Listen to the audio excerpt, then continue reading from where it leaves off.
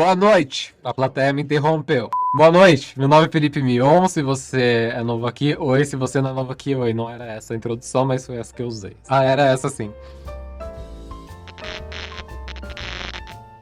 No caso de hoje, o caso aconteceu em 1994 na cidade de Vinton, Virgínia, Estados Unidos, no condado de Roanoke. No dia 29 de agosto de 1994, os bombeiros foram chamados logo no começo da manhã por causa de um incêndio que estava acontecendo numa residência local. Quando eles apagaram o incêndio, eles descobriram os corpos da família Hodges. O pai se chamava Blaine, tinha 41 anos de idade. A esposa e a mãe chamava Teresa, de 37 anos de idade, e tinham duas filhas, uma de 11 e outra de 3 anos de idade. E eu não falo nome nem ponho foto de criança, tá? O corpo da Teresa foi encontrado no sofá, no primeiro andar da casa, e apesar do incêndio, o fogo ele não se alastrou, e algumas evidências se mantiveram ali. Já no segundo andar da casa, foram encontradas as duas crianças, na cama delas. Supostamente elas tinham morrido por disparo de arma de fogo. Eu digo supostamente porque foi logo que a cena foi encontrada. Já no quarto do casal foi encontrado o corpo do Blaine, que tinha um tiro na cabeça, e ao lado do corpo do Blaine foi encontrada uma arma calibre 22. Inicialmente, os detetives deduziram que o Blaine matou a esposa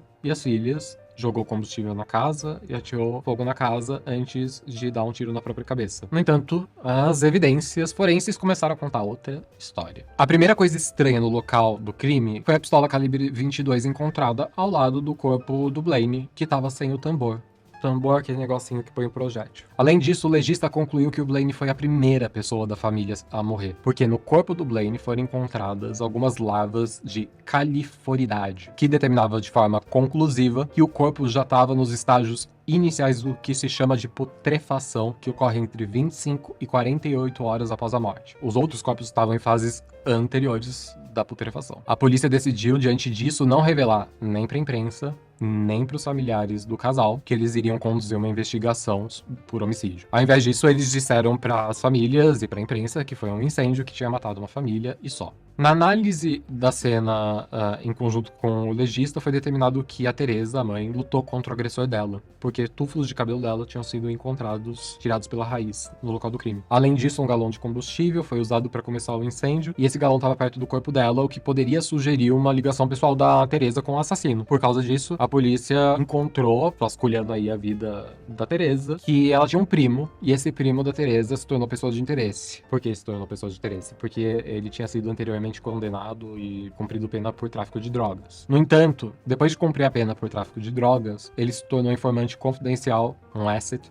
do DEA, que é a polícia de repressão às drogas nos Estados Unidos. Então ele deixou de ser pessoa de interesse e nem chegou a se tornar um suspeito de verdade. Durante as investigações, ainda que feitas de forma sigilosa, a polícia conseguiu entrevistar os vizinhos, dizendo, por exemplo, que eles estavam só garantindo mesmo que o incêndio foi acidental. No entanto, uma testemunha disse que pouco antes do incêndio começar, que ela tinha visto uma caminhonete vermelha sair da residência. Depois de entrevistar os vizinhos e todos os familiares, a polícia começou a buscar e falar com as supostas últimas pessoas a encontrarem a família, como amigos, por exemplo, né? Dessa forma, eles determinaram que um tal de Earl Bramblett era pessoa de interesse porque tinha sido a última pessoa a encontrar com a família Hodges. Literalmente, esse tal de Earl encontrou a família no dia anterior para pescar. Durante a entrevista da polícia com esse Earl, o cara disse, aspas, que o amigo dele, o Blaine, tinha sido muito burro em ter matado a família linda que ele tinha e depois cometido o suicídio. Lembra que eu falei que a polícia disse para todo mundo que a família tinha morrido no incêndio e nada mais? O Earl, basicamente, nessa afirmação dele, entregou numa bandeja de ouro o que a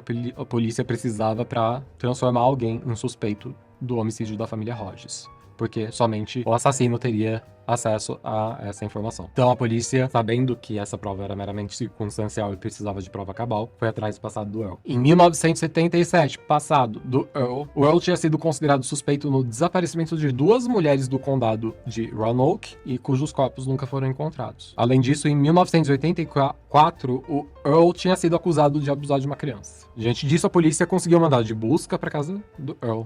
Na casa do Earl, que na verdade era um quarto de motel desses alugados que se paga por diária, sabe? Eles encontraram uma caixa cheia de livros e revistas de true crime, o que deixou a polícia desconfiada. Ai, meu Deus, tô com medo.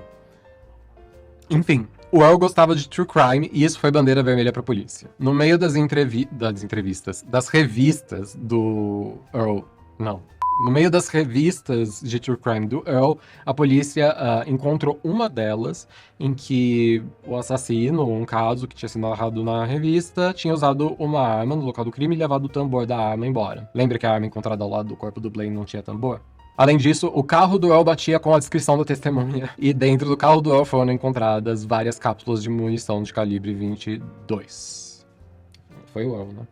Por fim, dentro da casa do Earl, nossa, esse nome é difícil de falar, né? Earl. Foram encontradas fitas cassetes e um gravador que ele usava como diário. Essas fitas ele fazia diário e de diário mesmo, do tipo, vou contar tudo sobre meus pensamentos mais íntimos. Uma das frases foi, aspas, ela quer me deixar excitado e ela sabe como fazer isso. E vocês acham que o Earl falou isso sobre a Teresa? Né. Ele estava se referindo à filha mais velha do casal de 11 anos de idade. O Earl foi... o Earl... Control the match by keep playing the left, the right, in the middle. Todas as fitas diários do Earl Control the match. foram tocadas durante o julgamento e elas basicamente preenchiam as lacunas do caso. O acusado, não vou falar o nome de novo, achava que a criança, e até mesmo que os pais da criança, estavam incentivando essa aspas relação. O plano do Earl tinha dado errado e ele teve...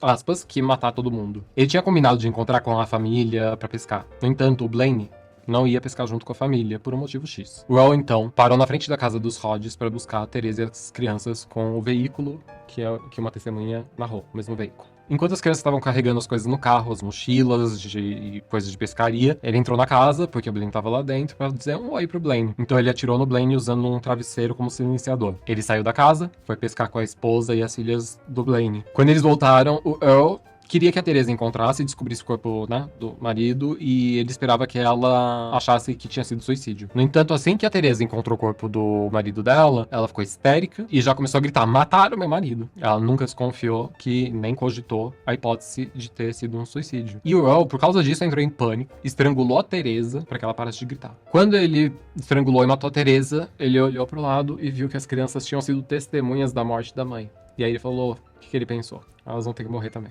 Ele entrou no quarto das crianças e matou ambas. Depois, ele pegou o tambor da arma, foi embora e depois, mais tarde, ele retornou na casa com combustível pra tentar incendiar a casa. A prova de balística foi o prego final no caixão do Earl, porque as cápsulas de projéteis que foram encontradas na cena do crime foram identificadas como positivamente tendo saído do tambor da arma do Earl. E eu digo que foi prego final porque foi prego final mesmo. Ele foi condenado à pena de morte e foi executado em 9 de abril de 2003. O meio de execução foi a cadeira elétrica. Esse foi o episódio de hoje. Tchau!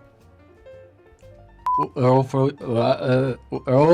Earl foi preso neste momento. Puta que pariu. É porque eu tô rindo de mim mesmo. Calma.